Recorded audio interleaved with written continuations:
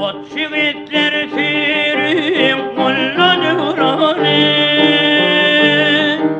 İlçeme cenalim geçen yerleri Şayet basım kıydık şasenim zalim Garip olum alip gelir yerleri Garip olum alip gelir yerleri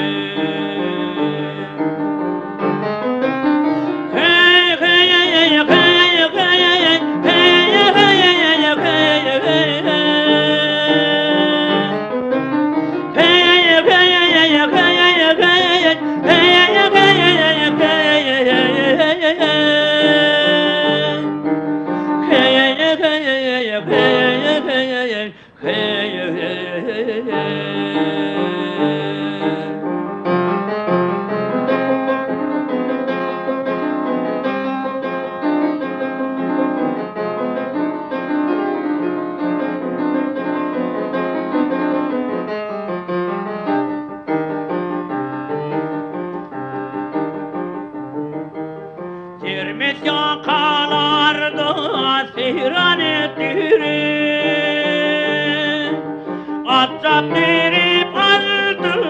kavan ettirir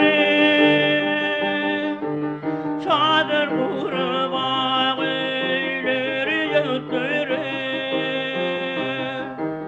Gülşe oynat böğün açan yerleri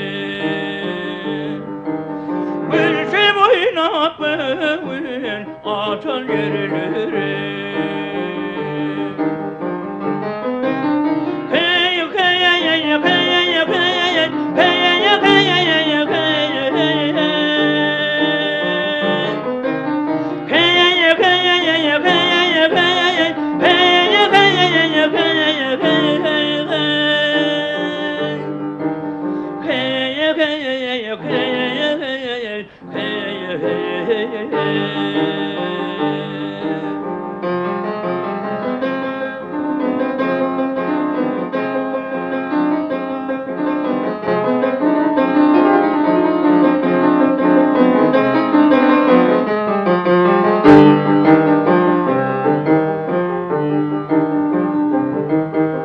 Elini halıp sırvanı vardı Aşık aydın pirim karşına durdu Hanglap yatan köşkü eyvanken gördü Görkümlerin taşlap göçün yerleri Görkümlerim taşlap göçün yerleri